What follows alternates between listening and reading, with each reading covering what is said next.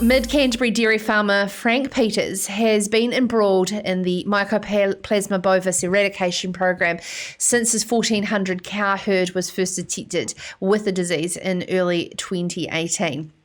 Now, in an article by Annette Smith on farmersweekly.co.nz, you can get a full in-depth breakdown from Dr. John Roach and as well as Frank Peters' story. At the time, Peters slammed the Ministry for Primary Industries for its decision-making and lack of transparency, urging officials to share more of its M. bovis response information, and everyone would be better off. He acknowledged in speaking out he was going where others feared to tread, and not as fearful to speak up 3 years since the M. bovis eradication decision. Frank Peters joins us now, and I'm happy to take questions from the audience as well. If you do have any for Frank, put them in the comments below. Frank, thank you for joining us. What was it like to be told that your whole herd could be wiped out without any way of proving they had the M. bovis disease originally? It's just devastating, really, because we sort of went through the first testing part. We didn't know why they were coming to test us.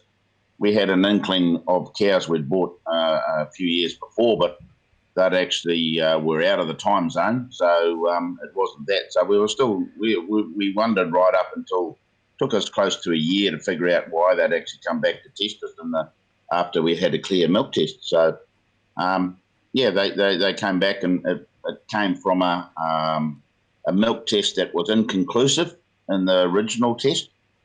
So they came back and tested. So they got an inconclusive test. They did another one again, and that's where we got our clear milk test. And then they came in February and said, well, we need to test your herd. So we're standing there wondering why. So their first test and the things, that came back very low. So we thought that was right. And our MPI officer that was there, he turned around and said, yep, you're looking pretty good, Frank. You're pretty clear. And then they did the second test, and it was still, the antibodies were still low, but the thing that we came back had a positive on a single milk sample. So that one cow sent us really crazy. So that just, I can't really describe it, really. It's pretty hard for things to just say, well, hey, it's over. How do you deal with that? What was the communication style like from MPI in those early days? Well, basically the thing that you had it, we'll go away and decide what we're going to do, because at that stage they hadn't decided that they were going to. There was about 8 or 9 farms that had gone positive early that they decided to eradicate, and we were just sort of up in the air because we went positive on the 12th of April, and it took until about the 4th of May before they said they were going to eradicate them. So in reality, that's sort of really, it was too close to the end of the season. We still had to move forward and try and get another herd for the following spring, because the other part of this all is that we winter milk as well. Mm. So consequently, and when we went positive, we were in the middle of calving. So that didn't help either. And then so we've got 2 dairy sheds on our property, so we were fighting to try and keep the winter herd and carry on through one shed so we could at least, sustain some income. They said they were going to eradicate, and they never even told us at that point that we could keep our winter herd. But we sent all the spring ones away first, and we kept the winter herd. And then in beginning of June, they said we could keep our winter herd. So, yeah, it was a long, drawn out. You didn't really know from one day to the next what was going to happen. We got Dairy NZ guy came in and started talking about our feed. Well, we're pretty well organised with a runoff and grazing and silage, and because we have to have things up our sleeve with the winter milk scenario. You can't go and run out of feed too quickly. So he came in and that's all right. So that was it. We were sort of left to our own and get messages every so often. But once we started looking at things, there was too many things that were wrong and behind it. Yeah, and let's talk about those early days when you were told to eradicate your cows, what sort of lines of messaging was coming around how you'd be compensated and when at those early days? Well, back then the thing is, it was just your running costs. So in reality, anything that affected, that was feed, but anything that affected if we'd had to separate a mob, any fencing or what have you, that was all paid for. Anything that if you were wanting to get rid of cull cows and you couldn't, they would pay for the feed. So there was all that sort of thing, and you didn't really know. You were asking your the guy that came and saw you all the time about running it. Does this qualify? Does that qualify? What happens here? What happens there? So in the early stages, we didn't really know much at all.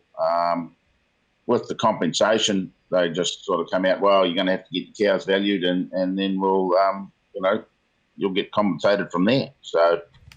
And let's talk about the valuing of the cows, because there was a lot of debate around who was qualified to value and what a fair value was. How long did that process take? Well, that process took close to a month. They come in and they wanted all your herd records, and in reality, a couple of guys come and had a look at them, and then I think there was about 5 or 6 guys, a couple or 3 from the North Island and a couple from the South Island, related the average values over New Zealand, and that's what the value you got on the day. And what about the genetic background and the superior performance of your particular herd that you missed out on in the long run? There's a little number that says beside a cow at the moment that's got a BW, and that's what sales were going by then. Everybody's BW. Didn't matter if she did 300 milk solids or 600 milk solids, just whether the BW meant everything. So 55 years of genetics back meant nothing. And let's talk about the traceability program of NATE. And were you completely compliant and able to show records of where any animal transactions had gone from yours? We were probably, I would say, in the 90% rate. There's probably a couple of bulls here or there. The thing is that went to the works that weren't recorded or whatever, but not, we weren't far out at all. But anything that wasn't recorded with NATE, the thing is, that brought us up. We knew exactly where they were, so there was no problem in the traceability anywhere of our stock at all. You speak in the article, and Annette Scott's gone into some great length and detail on farmersweekly.co.nz under M. bovis eradication on track, that you are being told to keep quiet, and that you believed you knew what was going on the whole time, and you've since been proven right. What was that in regards to specifically? It was actually going on about the things about what farmers needed to know. We found that our guy that came and saw us was only a sparrow, and he'd only give us crumbs about what was actually happening, what needed to happen, what was going forward, where we were. The thing is, how things were to be worked out. In reality, the thing is unfortunately, MPI didn't really know what they were doing. They hadn't gone into this before. The government decided to eradicate it all. That was great. But at the end of the day, the thing is, MPI had to, in reality, create the whole process. So it's great, but the thing is to turn around and say, right, we're going to eradicate this, go and put the cows on trucks. But how does the farmer actually get back to square one? How do we actually turn around and get paid for milk? Because at the end of the day, we all know Fonterra and other factories payouts are staggered, and we get other things, we get bonus points and all that sort of carry on. So it just sort of, how were they going to work out the milk scenario? Because you've got this season milk, you're getting paid for that milk for the next 6 months. So it's pretty hard, and it was a mismatch. And then for us too, we've got a winter milk program on top of that, which, that just puts really a bit of a mess on it. So they didn't really know how they were going to do that. And, of course, they were trying to invent the wheel, and instead of turning around and coming out to farmers and farm advisors to actually come up with things with a process that was going to work pretty good for everybody. In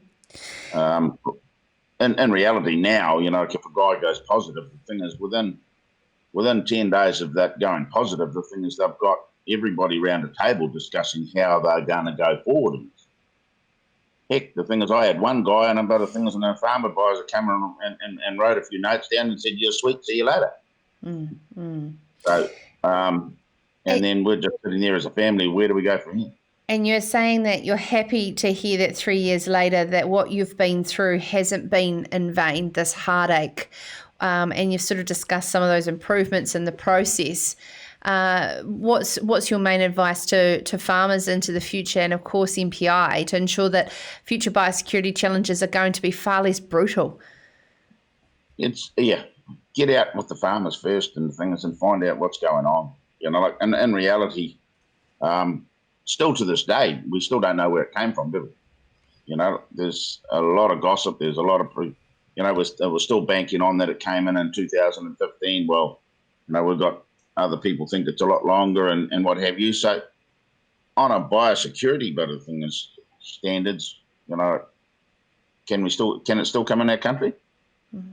You've got to ask that question, and they say, no, we've blocked all the holes that possibly could. Well, I hope so. But how do you know you blocked the hole if you don't tell us what the hole you've blocked is? That's right, exactly. That's my point. I'm not saying it's wrong. I'm not saying it's right, but I'm just posing the question. If you don't know where it came from, the things, it's pretty hard to say you've actually blocked the hole. Yes, absolutely. And I know that our audience will be genuinely, compassionately thinking, how are you getting on now in rebuilding your herd? We're getting there slowly. The thing is that the problem for us was that in reality, when we went positive, we went out, we had to go straight out and start looking for cows. So we actually found a perfect herd that we thought was great. We were happy with taking that herd. It was going to be all right, but then unfortunately that other thing, this herd went positive to bovis as well. So, and that was basically I think it was about the 2nd of June it went positive. 10th of June they said we weren't allowed to take it. So we had to go and hunt for a herd to replace our spring herd. So we actually didn't have a hope in hell of getting what we wanted. So we just had to go and buy a herd. There's nothing wrong with the herd, it was all right, but it just wasn't the type of cow that we really wanted. So consequently, the thing is to cut a long story short, it hasn't been, but the thing is the herd that it can't do the production that we wanted it to. So we've got to go through a process of trying to work through that. And we're getting there, but it's we've improved. Like the first year, we've improved. This season we just finished, we've improved 40 milk solids a cow on the fingers on the first year. So that's pretty good improvement. We're pretty happy with that, but we need things probably another 50 or 60 to move yet. So we'll be happy when we get to that, but it's not going to happen overnight. So our winter herd, again, we knew we were allowed to keep it, so we knew for a long period of time that herd was going. So we managed to get out and get that herd, the herd that we wanted for our autumns, and so we're really pleased with that herd, and we're really, really happy with that one. So we're pretty lucky there, we think. So. That's great. Thank you so much for taking the time to join us, Frank Peters, the early on affected dairy farmer in the bovis eradication process. And I think a shining example that, as tough as it gets, it does eventually come right. And we have the resilience in this country when we've got wonderful examples like Frank Peters there. And of course, as I said, farmersweekly.co.nz for a full-length journalism there from Annette Scott. This is Sarah's Country.